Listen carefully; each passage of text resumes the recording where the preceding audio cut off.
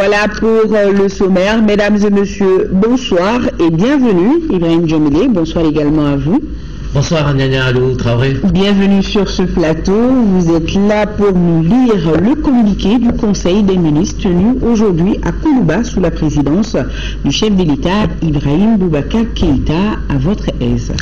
Merci de me recevoir, c'est un plaisir. Mesdames et messieurs, bonsoir, bienvenue au chapitre des mesures réglementaires sur le rapport du ministre des Affaires étrangères, de l'intégration africaine et de la coopération internationale. Le Conseil des ministres a adopté un projet d'ordonnance autorisant la ratification du protocole AP3103 portant coopération en matière d'éducation et de formation entre les États membres de la Communauté économique des États de l'Afrique de l'Ouest, CEDEAO, adopté lors de la 26e session de la conférence des chefs d'État et de gouvernement tenue à Dakar le 31 janvier 2003 dans le cadre de l'harmonisation et de l'uniformisation des programmes du secteur de l'éducation et de la formation dans ces États membres. Les chefs d'État et de gouvernement de la CEDEAO ont adopté le protocole AP3103 portant coopération en matière d'éducation et de formation. Ce protocole vise entre autres à créer un système fonctionnel permettant de collecter et d'échanger entre les États membres des informations et données relatives aux besoins actuels et futurs en matière d'éducation et de formation, à mettre en place les mécanismes et des cadres institutionnels permettant d'exploiter les ressources afin de produire la main-d'œuvre requise, à formuler et mettre en œuvre les politiques et stratégies qui encouragent la participation du secteur privé, des organisations non gouvernementales et des autres parties prenantes à l'éducation et à la formation, à promouvoir l'éducation des filles, de leur maintien et leur performance à tous les niveaux des systèmes éducatifs. Pour atteindre ces objectifs, le protocole s'appuie sur des domaines de coopération concernant notamment l'éducation, la formation, la recherche, le développement, la publication et les bibliothèques. La présente ratification est une étape nécessaire pour son entrée en vigueur. 2. Un projet d'ordonnance autorisant la ratification de l'accord de financement numéro 5513 ML signé ici à Bamako le 25 juin 2014 entre le gouvernement de la République du Mali et l'Association internationale de développement IDA relatif au financement du projet de développement des compétences et emploi des jeunes.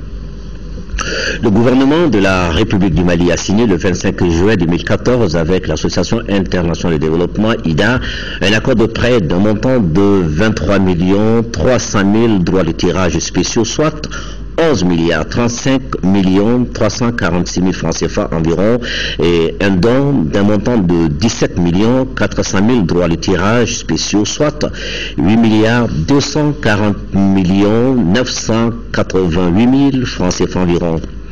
Le prêt servira au financement du projet de développement des compétences et l'employabilité des jeunes. Le projet de développement des compétences et emploi des jeunes a pour objet de soutenir l'éducation et la formation pour l'employabilité des jeunes et les possibilités d'emploi qu'offre le secteur privé à la jeunesse du Mali. Ses principales composantes sont l'éducation et la formation pour l'employabilité des jeunes, la création d'emplois pour les jeunes par le secteur privé, le renforcement institutionnel et la gestion de projet. L'accord définit les conditions particulières d'octroi, d'exécution et de remboursement du prêt. La ratification est une étape nécessaire à son entrée en vigueur. Sur le rapport du ministre des Domaines de l'État, des Affaires foncières et du patrimoine, le Conseil des ministres a adopté un projet de décret autorisant et déclarant d'utilité publique les travaux dans le cadre du projet multinational des routes transfrontalières Côte d'Ivoire, Guinée-Mali, section Zantibougou-Kolondieba-Kadiana, frontière de la Côte d'Ivoire en République du Mali. Dans le cadre de la politique nationale de désenclavement du pays, il est prévu la construction d'une liaison pérenne permettant de relier la route nationale numéro 7 RN7 à partir de Zantibougou à Tingrela, frontière de la Côte d'Ivoire. L'emprise de la route d'une longueur de 150 km et d'une largeur de 50 mètres en rase campagne et 30 mètres dans les traversées des agglomérations empiète sur des réalisations à caractère immobilier appartenant à des particuliers. Le présent projet de décret qui autorise et déclare d'utilité public. Les travaux de construction de la route et des aménagements connexes s'inscrivent dans le cadre des procédures prévues par le Code domanial et foncier. Son adoption permettra l'expropriation des propriétaires des immeubles touchés et l'exécution des travaux. 2. Un projet de décret portant affectation au ministère de l'Artisanat et du Tourisme des parcelles de terrain objet du titre foncier numéro 225 du cercle de Tombouctou 6 à Abaradjou, commune urbaine de Tombouctou, du titre foncier numéro 1530 du cercle de Koutiala 6 à Koutiala, commune urbaine de Koutiala. Le présent projet de décret affecte au ministère de l'Artisanat et du Tourisme pour la construction des villages artisanaux et d'un centre artisanal des parcelles de terrain objet des titres fonciers suivants. Titre foncier numéro 225 du cercle de Tombouctou d'une contenance de 2 hectares 0 art, 0 centiare, 6 à Abaradjou, commune urbaine de Tombouctou, titre foncier numéro 1530 du cercle de Koutiala d'une contenance de 3 hectares, 94 art, 18 centiares, 6 à Koutiala Coco, commune urbaine de Koutiala. Les centres artisanaux et les villages artisanaux seront des lieux privilégiés de perfectionnement des chefs d'entreprise artisanales et de personnel pour une adaptation régulière aux nouvelles technologies, de valorisation des produits artisanaux en offrant aux artisans de meilleures conditions de production, d'exportation et d'exposition et de vente, d'approvisionnement des artisans en matières premières et de qualité, d'intégration des différents corps de métier et d'amélioration de la productivité par la mise en contact des artisans entre eux d'une part, des artisans et des consommateurs d'autre part. Les chefs du bureau des domaines et du cadastre de Tombouctou et de Koutiala procéderont à l'inscription de la mention d'affectation dans leur livre foncier au profit du ministère de l'Artisanat et du Tourisme. Sur rapport du ministre de la Santé et de l'Hygiène publique, le Conseil des ministres a adopté un projet d'ordonnance portant abrogation de l'ordonnance numéro 2013-023 PRM du 3 décembre 2013 portant création du Centre national d'oncologie. Dans le cadre de la lutte contre le cancer, le gouvernement a créé un établissement public à caractère hospitalier dénommé Centre national d'oncologie. Le Centre national d'oncologie a été construit sur le site de l'hôpital du Mali. Le démarrage du centre a rencontré beaucoup de difficultés liées notamment au manque de ressources humaines qualifiées et de matériel adéquat et à l'insuffisance en salle de consultation, d'examen, de scanner et de bunkers pour l'hospitalisation des malades de façon autonome. Il est ainsi établi que le centre ne peut pas remplir les missions qui lui sont conférées en tant qu'établissement public à caractère hospitalier. Il est donc envisagé de l'intégrer comme service à l'hôpital du Mali et il s'occupera de l'accueil des patients en consultation externe. Le présent projet d'ordonnance a été élaboré dans ce cadre. Il abroge l'ordonnance numéro 2013-023 PRM du 3 décembre 2013 portant création du Centre national d'oncologie. Au chapitre des mesures individuelles, le Conseil des ministres a procédé à la nomination suivante au titre du ministère de la Défense et des anciens combattants, directeur des finances et du matériel, colonel-major Marie Diarra. Au chapitre des communications, le Conseil des ministres a entendu une communication relative au résultat de la première phase de l'audit de la dette intérieure et son schéma d'appurement. L'audit s'inscrivait dans le cadre de la relance de l'activité économique après la crise sociopolitique et sécuritaire de 2012 qu'a connue notre pays. Il a permis d'identifier des arriérés de paiement sur la période 1995-2012 concernant les dettes fournisseurs, les crédits de TVA, les loyers, les indemnités d'expropriation, les dettes bancaires, les comptes publics à solde débiteur, les droits indûment perçus et les exonérations.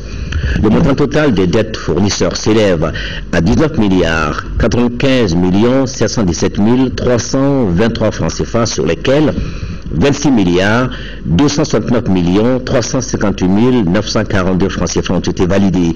Le montant restant, soit 72 milliards 826 358 381 francs CFA, n'a pas été validé à cause de l'irrégularité des documents présentés, de l'absence de support juridique ou simplement de l'absence de preuve de service fait.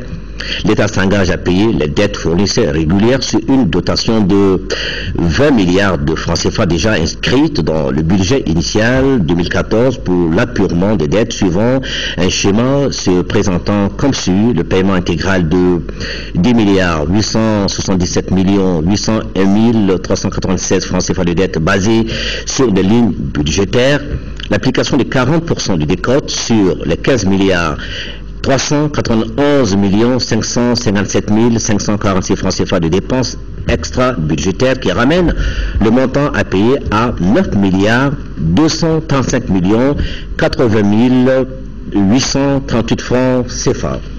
Dans le cadre de l'application de la décote, un protocole d'accord sera signé entre les créanciers et l'État.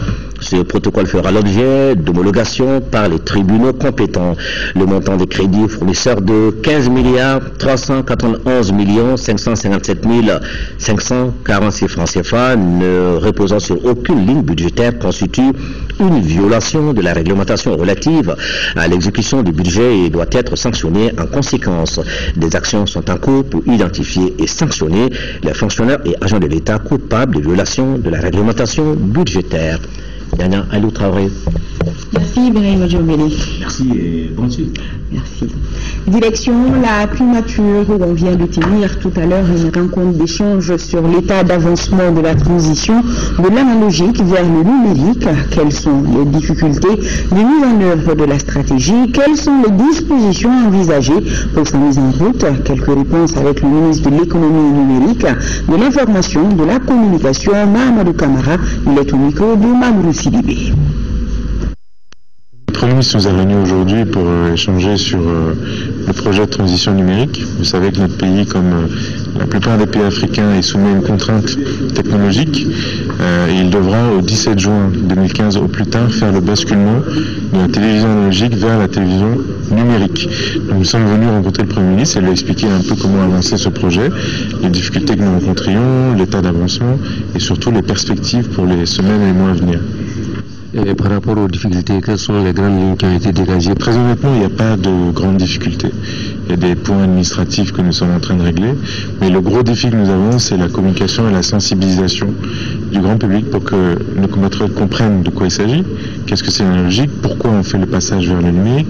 Deuxièmement, comment ils font pour être adaptés, être au rendez-vous du numérique en 2015. La télé, une nouvelle télévision numérique, ou bien l'ancienne télé avec un décodeur et une antenne. Voilà, donc dans les jours qui viennent, à partir de demain même et dans les semaines à venir, nous allons intensifier la communication dans les langues nationales. Nous allons aussi mettre en place une communication de proximité afin d'aller au-devant des moyens pour qu'ils comprennent qu'est-ce que c'est l'enjeu et comment il faut faire pour être au rendez-vous du numérique. Les travaux du Forum de la jeunesse se poursuivent au CICD. Hier, lors de l'ouverture, le président de la République a animé un panel avec les jeunes. La thématique de l'événement, le chômage des jeunes en Afrique et la situation actuelle au nord du Mali, largement débattue. Ibrahim Boubacar Keïta a aussi abordé avec les jeunes leaders venus du continent d'autres sujets relatifs à l'équipement de l'armée malienne. Ibrahim Traoré, reportage. En marge de la cérémonie d'ouverture du Forum international de la jeunesse, le président de la République s'est prêté aux questions des jeunes leaders africains. Le panel a duré un peu plus de 2 heures. Plusieurs sujets sont évoqués dans les échanges. Outre la thématique de l'événement, à savoir paix et sécurité au Sahel, les participants ont voulu en savoir davantage sur la gestion particulière de la crise au nord du Mali et surtout l'équipement et la formation de l'armée malienne. Nous sommes en devoir et en mission de corriger cela et nous le ferons quoi qu'il advienne. Ce n'est pas une tâche aisée. Là encore, nos amis nous aident. Il y a une mission qui s'appelle l'European Union Training Mission, EUTM, qui est à pied d'œuvre pour nous former des bataillons. Quand on forme des bataillons, dans le dénouement où nous nous trouvons, hélas, il faut aider à l'équipement. Quand on ne le fait pas, mais que nos amis acceptent que nous le fassions, même si ce faisant, des erreurs sont commises. L'essentiel n'est pas là.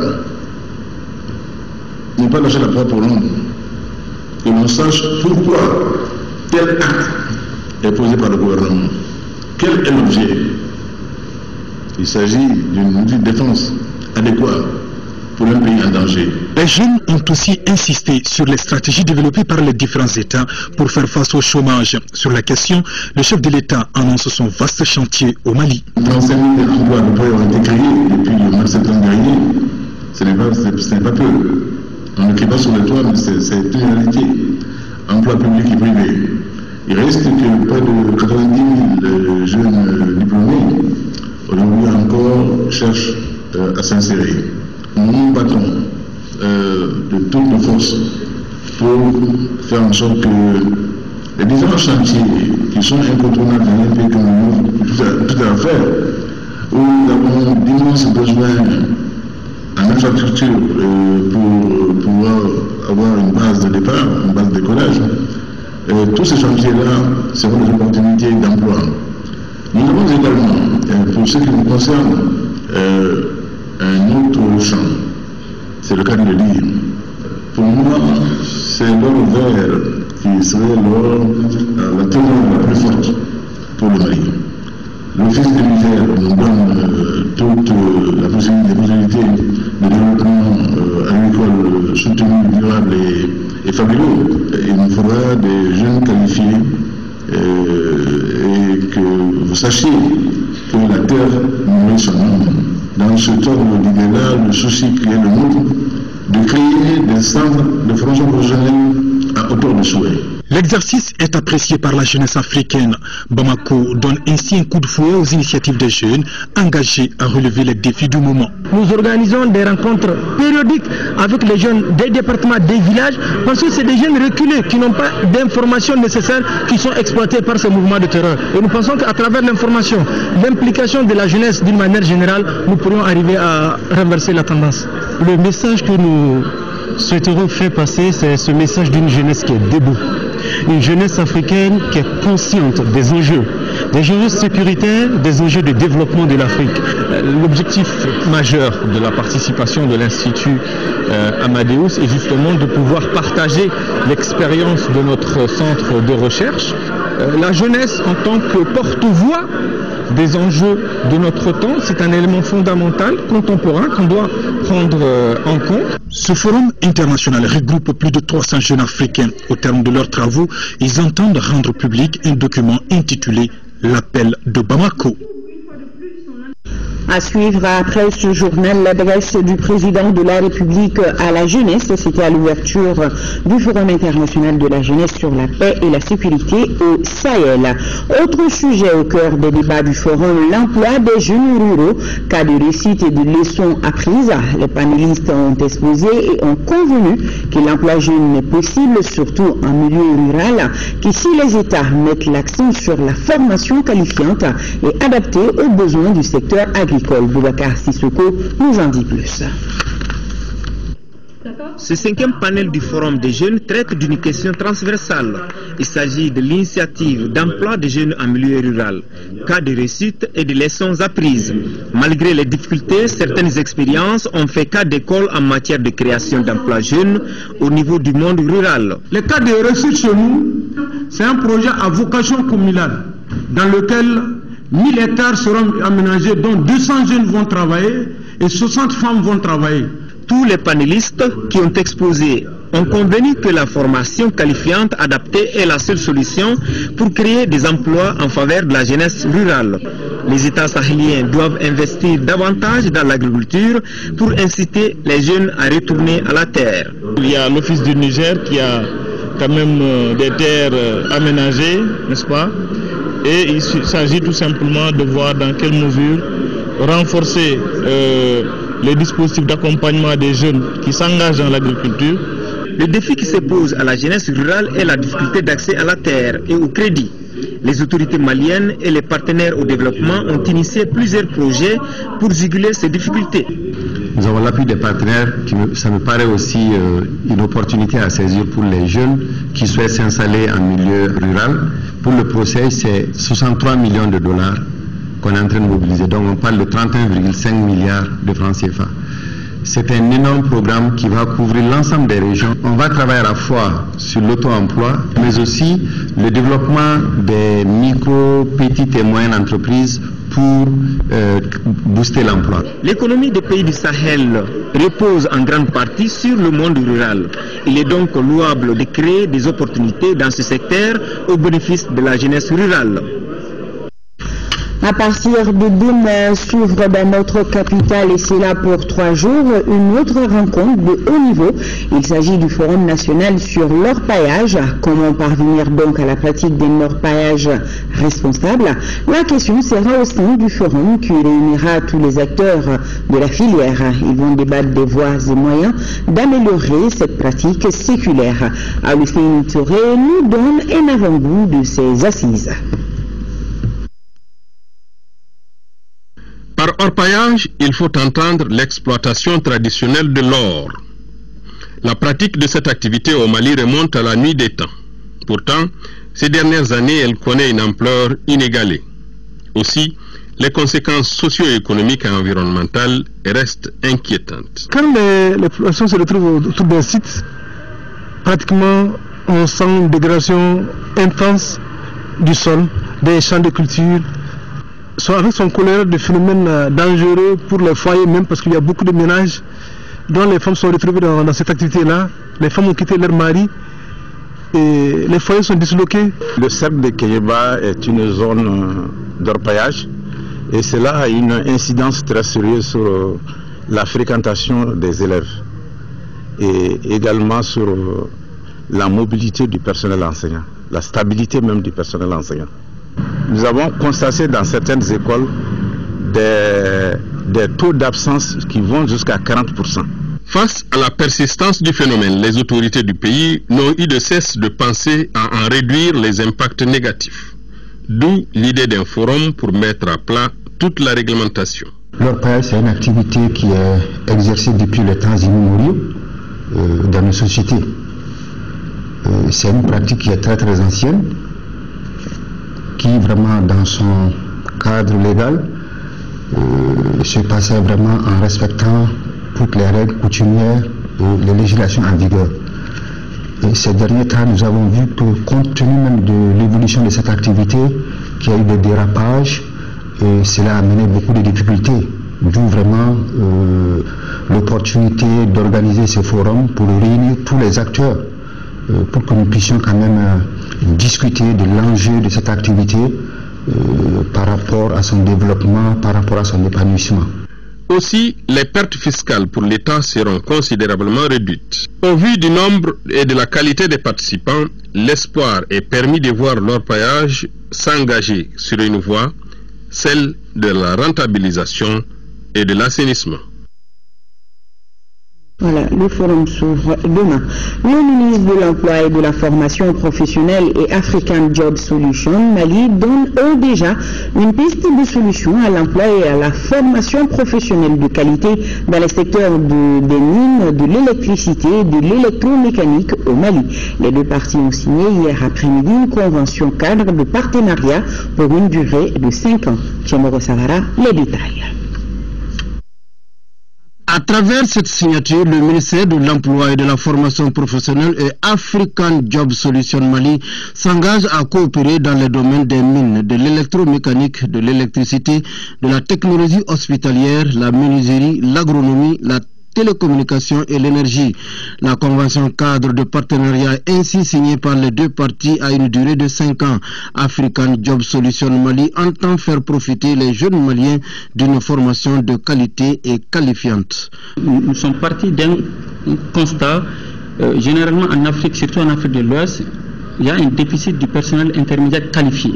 C'est-à-dire quand vous regardez la pyramide en fait de l'emploi, nous avons ce qu'on appelle les cadres, les maîtrisards et les ingénieurs. Et généralement, en Afrique de l'Ouest, on met l'accent sur la formation classique universitaire. Donc, former aujourd'hui des jeunes Maliens dans ce secteur c'est pour leur assurer un avenir meilleur, d'être sûr qu'au bout de leur formation, ils vont trouver de boulot.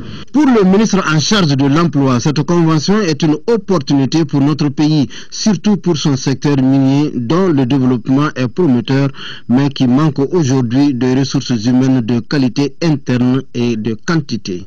On retient de la signature de cet accord de cadre de partenariat la possibilité pour le Mali de bénéficier de la mise en place des centres de formation professionnelle modernes, centres qui vont nous permettre de former des Maliens au métier des mines par exemple. Et en plus, nous pouvons former, au-delà du Mali, nous pouvons former aussi pour le reste de la sous-région. Le défi pour nous est que très souvent il y a des emplois qu'on ne peut pas accorder à des Maliens simplement parce qu'ils n'ont pas la compétence pour les occuper. Donc avec cet accord cadre-là, nous pourrions pallier cette situation. Selon Mamadou Demba de African Job Solution, la mise en œuvre de la présente convention peut intervenir dans un bref délai. Les parties concluront des conventions spécifiques. African Job Solution est un cabinet spécialisé dans la mise à disposition du personnel bien formé. Il est présent au Mali, en Guinée et en Côte d'Ivoire. Une autre signature de convention de partenariat, elle se fait entre le ministère du Développement rural et l'ONG SwissContact. La convention porte sur le renforcement des capacités de la cellule en charge de l'entrepreneuriat rural. Le reportage de Ibrahima Choukari. Le gouvernement ambitionne de promouvoir l'entrepreneuriat jeune, notamment dans le milieu rural. La convention de collaboration qui vient d'être signée s'inscrit dans cette vision. La loi d'orientation reconnaît deux types d'exploitation agricole familiale et l'entreprise agricole. Donc pour pouvoir faire la promotion, il va falloir mettre un dispositif en place qui doit travailler avec les jeunes en milieu rural, non seulement pour créer des emplois, mais pour aussi œuvrer dans le sens de la modernisation du secteur de développement rural. Une bonne nouvelle pour la jeunesse rurale, car elle constitue la première cible des activités prévues par cette collaboration entre SwissContact et le ministère du Développement rural. Nous avons lancé tout récemment 2 centres pilotes de prestations à Baguinda et nous voulons mettre au titre de la campagne 2014-2015 une vingtaine de centres. Et sur toute l'étendue du territoire, on va aller entre 1500 à 2000 centres de prestations. Au-delà de ça, il y a des entreprises aussi qu'il faut vraiment soutenir pour que les uns et les autres s'installent dans des chaînes de valeur pour la transformation, la conservation, le stockage et la mise en marché de nos productions agricoles. On a défini un certain nombre d'axes qui sont l'appui aux collaborateurs de la cellule pour des programmes de formation, qui sont l'appui aux centres de formation qui seront créés doit être créé pour la promotion de l'entrepreneuriat rural et bien sûr l'appui des jeunes entrepreneurs puisque c'est un programme qui s'adresse à des jeunes. Maintenant, les activités concrètes, nous attendons des propositions de la cellule et sur la base de ce programme d'activité, de ce plan d'action, nous définirons un budget et un chronogramme pour voir quel type d'activité nous allons financer dans le cadre de nos 2 programmes et à quelle période. La réalisation concrète de ce protocole d'accord permettra sans doute de promouvoir l'entrepreneuriat et cela pour le bonheur de la jeunesse rurale du Mali. Premier du genre ici au Mali, une exposition de produits indonésiens au Mali s'est déroulée dans notre capitale. Outre l'huile de palme, l'Indonésie est producteur de pétrole et de millions d'articles manufacturés. La journée et les échanges ont été présidés par le directeur de l'APEX, représentant le ministre du Commerce, Abdelkarim Konaté. Le compte rendu de Moïse Traoré. La représentation diplomatique indonésienne et les opérateurs économiques maliens entendent intensifier les échanges entre Jakarta et Bamako. Premier exportateur mondial d'huile de palme, l'Indonésie produit également du pétrole et plusieurs millions d'articles manufacturés.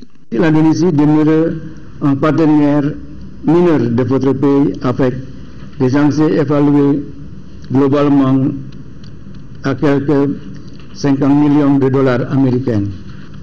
La balance commerciale entre nos 2 pays est en faveur de votre pays.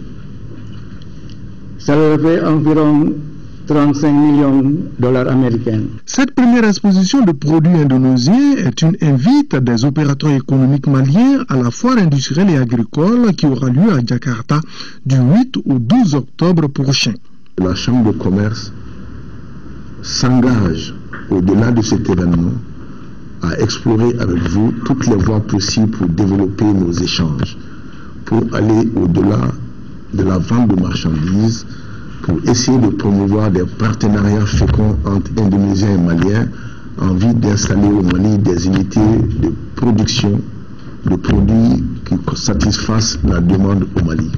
Au nom du ministre du Commerce, le directeur général de l'APEX, Abdoulaye Sanogo, a sollicité la participation des exportateurs indonésiens à la FEBAC de Bamako courant janvier 2015. L'Indonésie compte 242 millions d'habitants, dont 90% de musulmans. Une mission de la Banque mondiale était en visite de terrain. La délégation s'est rendue successivement à Zanthiebougou, Koumantou et Niena pour visiter les centrales électriques hybrides qui fonctionnent à la fois au diesel et grâce à des panneaux solaires. Mahamadou Doumbia, Aliou Touré nous fait découvrir cette révolution électrique. Avec une démographie galopante au Mali, la consommation d'énergie est de plus en plus forte. Contrairement à la capitale ou au chef-lieu de région, beaucoup de communes souffrent du manque d'électricité. Grâce au projet d'électrification réalisé par la Société des services décentralisés Yérenkroa, un système hybride est actuellement construit et adapté à des communes comme Zanthiebougou, Koumantou et Niena. Il est le fruit du partenariat entre l'Agence malienne pour le développement de l'énergie domestique et de l'électrification rurale et la Société des services décentralisés Yérenkroa de Koutiala. Aujourd'hui, on a 229 abonnés ici avec l'éclairage public et on espère avoir d'ici 5 ans les 728 clients. On a un paiement par comptage comme à Bamako, donc ce que les clients consomment, c'est ce qu'ils payent. Ce nouveau système hybride est bien apprécié par les populations. Avec des centrales solaires de 50 kW et des groupes électrogènes de 100 kW, la demande se fait de plus en plus forte. Je demande toujours à sensibiliser la population. On doit vivre sans l'électricité aujourd'hui. Aujourd'hui, il nous faut encore de financements, nécessairement de nouveaux financements pour pouvoir faire des extensions, mais de telle façon qu'on arrive à prendre mais totalement en charge le besoin de la population et qu'on arrive à brancher encore de nouveaux mes abonnés, parce que le besoin dans ce village de Niena, on a mes 400 abonnés. Aujourd'hui, je dirais que la réalité voudrait qu'on puisse en avoir au moins 800. Dans ces différentes localités, l'électricité est fournie de 9h à 12h. Autre visite de terrain menée cette fois-ci par une mission conjointe pour le projet améliorer les capacités d'adaptation et de résilience face au changement climatique. C'était dans certains villages de la commune de Sinzana. L'objectif de cette mission était de s'inquérir de l'expérience pilote des parcelles de démonstration agricole réalisées pour une meilleure adaptation des agriculteurs aux effets de changement climatique. Le reportage de Fousseini Samaki. Des parcelles de 1000 torognons au Nibé fourragé et Nibé graine, en passant par l'arachide 4710 et la plantation d'arbres, les responsables du projet Améliorer la capacité d'adaptation et la résilience face au changement climatique et ceux du PNUD ont apprécié l'appropriation des techniques culturelles par les paysans. Ils ont échangé avec les acteurs de l'agriculture sur l'intégration du changement climatique dans la politique agricole au Mali. Au total, 60 parcelles de démonstration sont expérimentées dans 32 villages de la commune de Sinzana par le projet. On a une certaine satisfaction parce que les paysans collaborateurs ont maîtrisé, n'est-ce pas, et utilisé les différents itinéraires techniques qui ont été édictés par le projet. Les itinéraires techniques ont été maîtrisé et utilisé à 100%. Je suis contente de voir que les technologies que nous voulons promouvoir en termes d'approche, en termes d'intrants, en termes de supervision ont permis surtout d'avoir des résultats concrets sur le terrain. Moi, je suis très contente de l'implication des services techniques de la mairie pour accompagner ces producteurs et productrices. Cette initiative s'inscrit dans la recherche de la réduction des risques d'insécurité alimentaire dus au changement climatique. Aussi, 3 groupements féminins ont bénéficié d'équipements agricoles complets composés de charrues, baies de labour, charrettes et ânes. Près de 800 millions de francs CFA seront investis dans 101 villages et fractions dans les régions de Gao et Tombouctou en 2013 et 2015, et ceci à la faveur du programme de lutte contre l'assablement du bassin du Niger. Une mission de supervision régionale s'est rendue dans la région de Gao du 6 au 11 septembre dernier pour constater son évolution, nous précise Drissa Koné. Le programme de lutte contre l'ensablement du bassin du Niger, PLCEBN, couvre 101 villages et fractions des régions de Gao et de Tombouctou. L'approche participative mise en place par l'autorité du bassin du Niger implique davantage les bénéficiaires dans la gestion du projet. Ainsi, sur chaque hectare de 752 de fixation des dunes, les 75% reviennent aux travailleurs, 15% pour la pérennisation des acquis et 10% sont investis dans les activités de développement social. Un système bien apprécié des communautés. Nous gagnons beaucoup. Il y a, dans les sommes que nous gagnons, il y a des retenues que nous faisons pour les gardiennages, des retenues que nous faisons pour la construction des classes de nos écoles. À travers ma bouquière, mes animaux broutent, les animaux des populations broutent. Je gagne au moins 300 à 350 000 francs annuels et je donne à qui? C'est suite à la réussite de la phase test que l'ABN, à travers un financement de l'UEMOA, a engagé la somme de 768 755 000 francs CFA pour accompagner les populations dans la consolidation des acquis. Avec cette mission de supervision, d'autres chantiers ne sont pas à exclure. Nous pensons que leur courage mérite d'être dit ici et nous allons faire tout pour faire l'écho auprès des autorités de l'autorité du bassin du Niger ainsi qu'auprès des États et des partenaires pour que des fonds supplémentaires soient recherchés afin de développer ce programme. Tous mes remerciements et toutes mes félicitations aux populations parce que les populations, ils ont fait les yeux avec nous parce qu'ils nous ont cru. Le programme de lutte contre l'assablement du bassin du Niger couvre 9 pays, à savoir le Bénin, le Burkina Faso, le Cameroun, la Côte d'Ivoire, la Guinée-Conakry, le Mali, le Niger, le Nigeria et le Tchad. L'ABN a été créé en 1964 et son siège est à Niamey, au Niger. Lancement du projet appui à la commercialisation collective des céréales dans le cercle de Diré et Goundam en 6e région, financé à hauteur de 246 millions de francs CFA grâce à la cellule de gestion du Fonds commun de développement.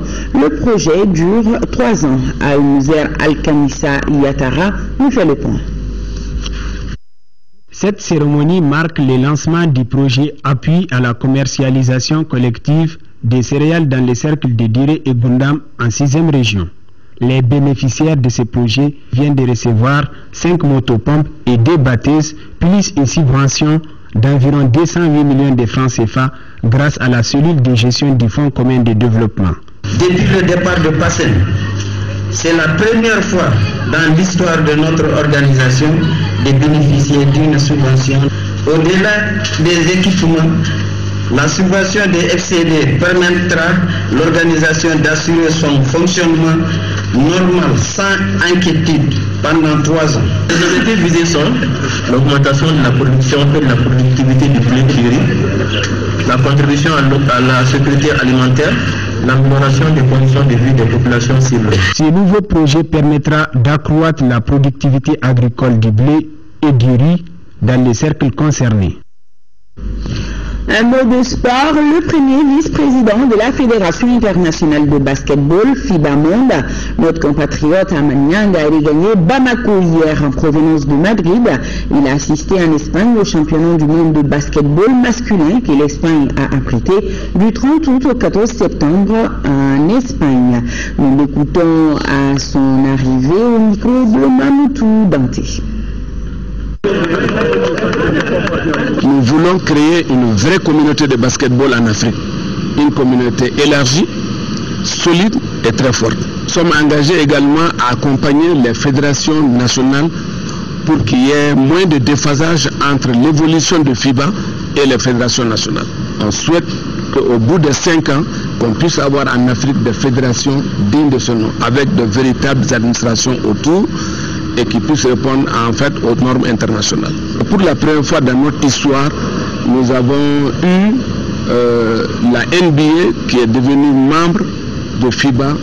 Ça veut dire en clair qu'il n'y aura plus 2 pistes, il y aura toujours une seule piste, une seule FIBA, et autour de la table, c'est tous les tenants et les aboutissants du basketball qui vont en tout cas les autres années à venir bien travailler ensemble pour rehausser encore le basketball. On espère que en tout cas les JO dans les années à venir, que le 3 contre 3 du basketball soit aussi une discipline acceptée par le comité olympique international. Cette élection est dédiée à mon pays, le Mali, et l'Afrique. Et bien sûr toute la filière du basketball mondial. Vive le basketball! Oui, vive le basketball. Voilà, c'est la fin de cette édition. La météo tout à l'heure avec Aïssata Camara. On se retrouve demain, même lieu, même heure. Grand merci à nos téléspectateurs d'Espagne. Bonsoir à tous.